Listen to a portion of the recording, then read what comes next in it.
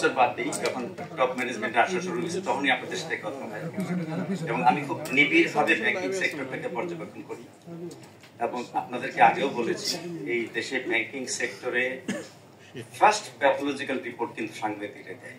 এই কারণে আমরা সাংবাদিককে জাতির বিবেক করি। আপনারা এখন আর উল্লেখ করতে চাই না, প্রত্যেকটা জিনিস কিন্তু সাংবাদিক প্রথম ধরেছে। মানে এখন যারা এই পেশায় এসেছে তারা ম্যাক্সিমামই ইউনিভার্সিটি সাংবাদিকতা থেকে পড়াশোনা করা, লার্নেড, অনেকের কাছে আমি অনেক কিছু জানি। আমরা ইসলামী ব্যাংক স্যার কিন্তু সুন্দর একটা ভূমিকা দিয়েছেন। যেই ক্ষতিটা হয়ে গেছে, আমরা প্রথম দিনই সেন্ট্রাল ব্যাংকে এসে একটা রোড ম্যাপ দিয়েছি। রোড ম্যাপটাকে আমরা 3টা ভাগে ভাগ করেছি। যে প্রথম যে 4 মাস সুনামির পরে কিন্তু আশা করা যায় না যে গাছে গাছে ফুল ফুটবে, পাখি গান গাইবে। সুনামির পরে 4 মাস হচ্ছে হলো ক্ষয়ক্ষতি নিরূপণের সময়। এই আমরা রোড ম্যাপের প্রথম পর্বটা রেখেছি ক্ষয়ক্ষতি নিরূপণ, সেটি এখন হচ্ছে। ক্ষয়ক্ষতি নিরূপণ করে আমরা হাত কোটি বসিয়ে থাকেন, অনেক কাজ করেছি, সেগুলি আমরা বলবো। আমরা জানুয়ারি থেকে 25 এবং 26 সাল হলো ঘুরে দাঁড়ানোর বছর। ইনশাল্লাহ সেন্ট্রাল ব্যাংক এবং আপনাদের পজিটিভ কমেন্ট স্যার যেটা আশা করেছেন, অতীতেও করেছেন আপনারা you are the son of the soil, এ দেশকে আপনারা ভালোবাসেন। আমরা সবাই মিলেই যে ক্ষতিটা হয়েছে এই ক্ষত কাটানোর জন্য, ঘুরে দাঁড়ানোর জন্য আমরা সবাই একসঙ্গেই লড়াই করবো ইনশাল্লাহ। এখন আসার কথা হচ্ছে as a matter of comfort, আপনারা শুনে খুশি হবেন। আমরা কিন্তু সাধারণত বোর্ড সপ্তাহে একদিন বোর্ড মিটিং আসে। আমাদের স্যার বলে দিয়েছেন আমরা প্রতিদিনই আসি, নিরলসভাবে আমরা কাজ করে যাচ্ছি। আমাদের সেন্ট্রাল ব্যাংক কর্তৃক চমৎকার একটা বোর্ড গঠন করে দেওয়া হয়েছে। এখানে একজন ইন্টারন্যাশনাল রেপুটেড চার্টার অ্যাকাউন্টেন্ট রয়েছেন, আরেকজন ইসলামী ব্যাংকে আগে কাজ করেছেন, ইনস্টিটিউশনাল মেমোরি সহ আছেন Abdul Jalil sir, charter accountant আছেন সালাম স্যার, আর ইউনিভার্সিটি প্রফেসর আছেন ডাক্তার মাসুদ স্যার। আর সেন্ট্রাল ব্যাংক, কারণ আমাদের হোল জার্নিতে কিন্তু সেন্ট্রাল ব্যাংকের একটা ব্যাপার আছে, এবং ফরেন এক্সচেঞ্জ এক্সপার্ট আমাদের ওয়াহাব স্যার আছেন, এবং আমি আছি আপনাদের সঙ্গে দীর্ঘদিন। আমরা একসঙ্গে নিরলস কাজ করে যেই অর্জনগুলি হয়েছে, আপনি ক্ষয়ক্ষতি নিরূপণও করছি। আপনারা জেনে খুশি হবেন যে এই 3 মাসের ফ্রেশ ডিপোজিট ইনক্রিজ হয়েছে 4,972 কোটি টাকা। আগে ছিল 1,53,000, এখন 1,08,000 কোটি। আর জেনারেল ইনভেস্টমেন্ট, আমাদের দায়িত্ব কিন্তু ওবিউতে যে টাকাগুলি ছিল সেগুলি কমিয়ে আনা, ইনভেস্টমেন্ট কমিয়ে আনা। সেখানেও আমরা প্রায় 10,000 কোটি টাকা কমিয়ে এনেছি। ফরেন পেমেন্ট দিয়েছি আমরা 1702 মিলিয়ন, ইকুইভ্যালেন্ট টু 20,000 কোটি টাকা। Foreign payment related to S Alam group, total foreign bill related to S Alam group $, 200 million, equivalent to 2400 crore টাকা। এই 10,000 এর মধ্যে 2400 ধরেন 25%, তাই তো দাঁড়ায় না? আচ্ছা, যাই হোক, $, 60 মিলিয়ন, ইকুইভ্যালেন্ট টু 720 কোটি টাকা ওভারডিউ হয়ে গেছে। রেস্ট 140 মিলিয়ন, অর্থাৎ 1680 কোটি টাকা নেক্সট মাসে ডিউ হবে। ফরেন রেমিটেন্স, আপনারা জানেন এই রেমিটেন্সের যাত্রা শুরু হওয়ার পর থেকে ইসলামী ব্যাংক সবসময় নাম্বার 1 ছিল, এখনো নাম্বার 1 আছে। এবং ক্যাশ কাউন্টার, এই যে লিকুইডিটি ক্রাঞ্চ, সালামের পরে যে লিকুইডিটি ক্রাঞ্চ হয়েছে, আমাদের কিন্তু কনফিডেন্সের কোনো অভাব নাই। আপনি একটু করে তথ্য দেখলে বুঝতে পারবেন আমাদের সমস্যা হচ্ছে ক্যাশ কাউন্টারকে লিকুইড করা। এই কারণে আমাদের রেমিটেন্সের এই অনেক ভাগই, দেখবেন অনেক ব্যাংক কিন্তু তার টাকা রাখার জায়গা নাই, এটা ঘাট টাকা। আমাদের এখানকার টাকা যখন দেখে কাউন্টার লিকুইড না, সেই টাকাটা এক্সপোর্ট ডকুমেন্ট চলে গেছে অন্য ব্যাংকে। আমাদের রেমিটেন্সের 30% চলে গেছে অন্য ব্যাংকে। এই টাকাটা এই আবার আসা শুরু হয়েছে, আবার বাড়তে শুরু করেছে। আমাদের 16% নেমে গেছিল। আমরা ফার্স্ট ছিলাম 30% রেমিটেন্সে, হোল কান্ট্রি শেয়ারে, সেখানে 16তে নেমে আসছিল। এখন আসার কথা আবার সেটা 22-23, আবার বেড়ে 30-এর দিকে যাচ্ছে। আপনারা দোয়া করবেন, ইনশাল্লাহ সেদিকে আমরা যাব। আমাদের এই যে 10,000 কোটি ফরেন রেমিটেন্স এই 3 মাসে, এর মধ্যে আমরা যে অন্য ব্যাংককে হেল্প করি, আমরা নিজেদের এলসি পেমেন্ট দিই 5,000 কোটি, বাকি 5,000 কোটি সেন্ট্রাল ব্যাংকের নির্দেশে অন্যান্য ব্যাংক যাদের ডলার রিকোয়ারমেন্ট সেটা ফুলফিল করি। আমরা আশা করছি আমাদের ইম্পোর্ট যাতে আরো বাড়ে। তবে আপাতত আমরা খুব সংযত থাকছি, সংরক্ষণ, নতুন ঋণ আমরা এন্টারটেইন করছি। নেটওয়ার্ক এক্সপানশন, আপনারা জানেন যত বেশি ঝর্ণা তত বেশি পানি। একটা ব্যাংকের স্ট্রেংথ ডিপেন্ড করে তার নেটওয়ার্ক কত বড়, ব্রাঞ্চের সংখ্যা কত বড়। ইসলামী ব্যাংকে ব্রাঞ্চের সংখ্যা 395, সাব ব্রাঞ্চ আছে 250, এবং 2700 আছে এজেন্ট ব্যাংক। আমরা যদি চাই, আমাদের কিন্তু এই যে টাকা যে আসতেছে 5,000 কোটি, আমরা যদি রাতারাতি অনেক সাব ব্রাঞ্চ করতে পারতাম, আগেও একটা শব্দ বলেছি, যত ঝর্ণা তত পানি। তাহলে কিন্তু আমাদের ডিপোজিট ফ্লোটা অনেক বাড়ত, কারণ কনফিডেন্সের কিন্তু ইসলামী ব্যাংকের প্রতি কারো কমতি নাই। তা আমরা একটা খুব সুন্দর সিদ্ধান্ত নিয়েছি, এই 2700 এজেন্ট ব্যাংকে আপনারা জানেন এজেন্টের লোকজন থাকে, ওখানে কিন্তু ঋণ ডিসবার্সমেন্ট এবং ডিপোজিট কালেকশনে সীমিত থাকে যেহেতু অন্য এজেন্টের লোক। প্রতিটা ব্রাঞ্চে আমরা 3 জন করে লোক দেওয়ার সিদ্ধান্ত নিয়েছি। এতে করে এই রাতারাতি 2700 এজেন্টগুলি কিন্তু semi sub branch, quasi sub branch হিসেবে কাজ করবে। ফলে আমার ডিপোজিট কালেকশনের পয়েন্টগুলি কিন্তু বেড়ে যাবে, অনেক পয়েন্ট হবে ডোর স্টেপ। আমরা আরেকটা মোবাইল ফিনান্সিয়াল সার্ভিসের সাথেও চুক্তিবান, নাম বলছি না সঙ্গত কারণে, চাচ্ছি তাদের ঘরে ঘরে নেটওয়ার্ক আছে, ওই নেটওয়ার্কটাকে আমরা ইউজ করার চেষ্টা করছি। তাইলে আমাদের সেবাটা, ডিপোজিট কালেকশনের সেবা একদম ডোর স্টেপে চলে যাবে। এবং এই ব্যাংকটা এমনি তো স্ট্রং আছে, সবচেয়ে বড় ব্যাংক অ্যাসেট দিক থেকে, ওটা আরো বেশি স্ট্রং হবে।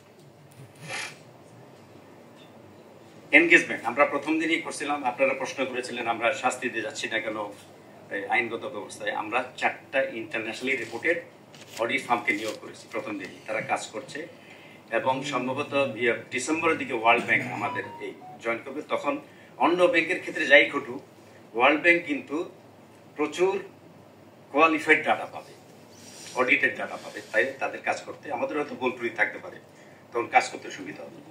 আমাদের অডিট অলরেডি কাজ করা শুরু করে দিয়েছে এবং এই অডিট টিম কিন্তু যদি আমাদের লোকরা হেল্প না করে, আমরা 11 জন লোক দিয়ে দিচ্ছি সার্বক্ষণিক এদেরকে হেল্প করার জন্য। আর আমাদের একটা ফুল ফ্লেজে, আগে ক্রেডিট ছিল 1, 2, এখন এই যে মেগা লোনের জন্য আরেকটা ডিপার্টমেন্ট করা হয়েছে, ওটা ক্রেডিট 3 অথবা মেগা লোন, এই লোনগুলো ডিল করার জন্য একটা ডিএমডির নেতৃত্বে একটা বিশাল কর্মী বাহিনী এই কাজটাকে সমাধান করবে। আর সবচেয়ে বড় কথা, একটা ব্যাংক সজীব নামৃত, এটার প্রমাণই হচ্ছে যে আরটিজিএস, ইএফটিএম, এনপিএসবি, ক্লিয়ারিং এগুলো চালু করতে, অন্য ব্যাংকরা চালু করতে পারলো কিনা আমরা অবশ্য খোঁজ নেই, নিজেদের কাজে ব্যস্ত, আমাদের এখানে আমরা চালু করে দিয়েছি এবং এটিএমও স্মুথ রানিয়ে চেষ্টা করছি এবং টাস্ক ফোর্স এই কাজগুলি করছে। আর আরেকটা হলো কি, আমরা যেটা দেখেছি যে এই বড় 2টা গ্রুপের লোন তো তারা নিচ্ছে 50%, আমি আগেও বলেছি।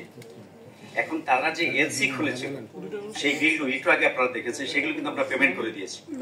তো পেমেন্ট করলে সে তো পেমেন্ট করেনি, তাহলে এটা তো আমাদের একটা গ্যাপ ক্রিয়েট হয়েছে প্রায় 20,000 কোটি টাকা। এই 20,000 কোটির মধ্যে এসালাম এবং রিলেটেড গ্রুপের লোন হলো শেয়ার হচ্ছে 1600 কোটি রিলেটেড। এটা আমরা মামলা করে এই শেয়ারগুলি বিক্রির উদ্যোগ নিব। আপনারা জানেন মার্কেটে এখন 60 টাকা আছে, 696, এখান থেকে প্রায় 10,000 কোটি আসবে। আর আমরা এই সামনের মাসের শুরুতেই আমরা সৌদি আরব যাওয়ার প্ল্যান করেছি, ইনশাল্লাহ ভিসা হলে আমরা যাব। সেখানে আল রাজি, আগে যারা মালিক ছিল এটার, ওনাদের শেয়ার ছিল 29% এবং তার এক কাজিনার নামে ছিল 3%, ইসলামিক ডেভেলপমেন্ট ছিল 7.5%। এবং আমরা স্যার রিকোয়েস্ট করছি আইএফসির সাথে আমরা কথা বলবো, এগুলি কথা বলতেছি। আর ইসলামী ব্যাংক কখনো, এই বোর্ড কখনো বসে থাকেনি। আমরা প্রথম সপ্তাহেই ফরেন করেসপন্ডেন্ট ব্যাংকের সাথে কথা বলেছি, রেমিটেন্স হাউসগুলির সাথে কথা বলেছি, সারা দেশে ম্যানেজারদের সাথে কথা বলেছি। আর গত সপ্তাহে আমাদের কিন্তু এসালাম শুধু যে টাকা নিয়ে গেছে তা না, করেসপন্ডেন্ট রিলেশনশিপটাকেও খুব নাজুক করে দিয়েছে। অনেকেই ইসলামী ব্যাংকের নাম শুনলে শিখতে চায় না। আমরা বেঁচে আছি আল্লাহর রহমতে, মিডল ইস্টের কিছু ব্যাংক আমাদের সাথে, মাশরেক ব্যাংক, আরো কিছু দুবাই ভিত্তিক ব্যাংক আমাদের সাথে কাজ করছে। গত সপ্তাহে আমরা ওই মাশরেক ব্যাংকে দাওয়াত দিয়েছিলাম, এখানে তাদের সাথে বসছি। তারা তো সাধারণত ক্রেডিট লাইন দেওয়ার আগে country profile, industry profile, bank profile দেখে। আমরা তাদেরকে রিকোয়েস্ট করছি, একটা দেশে সবই তো খারাপ না, একটা দেশে কিছু লোক খারাপ কিন্তু তাদের দাপট বেশি, এটা তো আমরা স্বাধীনতার 50 বছর দেখেছি। তাদেরকে রিকোয়েস্ট করেছি আমরা কিছু সিলেক্টিভ কাস্টমার দেব যারা একেবারে নিরঙ্কুশভাবে সৎ এবং ভালো। 2-3টা কাস্টমার সিলেক্ট করে দিয়েছি যে তারা এই প্রোফাইল অ্যানালাইসিসে যাতে কাস্টমার প্রোফাইলটা অ্যাড করে, তারা সক্রিয় বিবেচনায় আছে। এরপরে হয়তো আমাদের এলসি আর অন্য ব্যাংকে যাবে না, এই যে এক্সপোর্ট ডকুমেন্ট 30% অন্য ব্যাংকে চলে যায় এবং এটা যাবে না, আমরা এগুলি হ্যান্ডেল করতে পারবো ইনশাল্লাহ। তা আপনাদের দোয়া এবং আপনার সহযোগিতা অতীতে যেরকম করেছেন, এই ইসলামী ব্যাংক অবশ্যই আমরা যেটা বলেছি ঘুরে দাঁড়ানো বছর, এই বছরের ক্ষয়ক্ষতি নিরূপণ এবং রিস্ট্রাকচারিং এবং আগামী 2 বছরের ঘুরে দাঁড়ানো বছর। 2 বছর লাগবে না। সোনালী ব্যাংকে আপনারা যে সাক্ষী, সোনালী ব্যাংকে তো 2 বছর বলেছিলাম, লাগে নাই, আমরা 1 বছরের মধ্যে ঘুরে দাঁড়িয়েছিলাম এবং সোনালী ব্যাংক এখন 3700 কোটি টাকা প্রফিট। আর আমরা যখন দায়িত্ব নিয়েছিলাম তখন 500 কোটি লস ছিল, ক্যাপিটাল ঘাটতি ছিল 3500 কোটি। সেই ব্যাংক এখন 3700 কোটি প্রফিট এবং ওই ব্যাংক মনে হয় না কখনো আর সমস্যা হবে ইনশাআল্লাহ। তো এরকম একইভাবে আমার এক চমৎকার টিম, আমার চমৎকার ম্যানেজমেন্ট। ইসলামী ব্যাংকের একটা প্লাস পয়েন্ট আছে, এখানে যে কর্মী বাহিনী একই ছাতার নিচে এতগুলি সৎ এবং লার্নের, আমরা যে ফার্স্ট মিটিংয়ে স্যারের কাছে আসছি, এত সুন্দর পেপার বানাই দিয়েছে, মানে চিন্তাই করে খুবই টেকনিক্যাল পাবো লার্নের।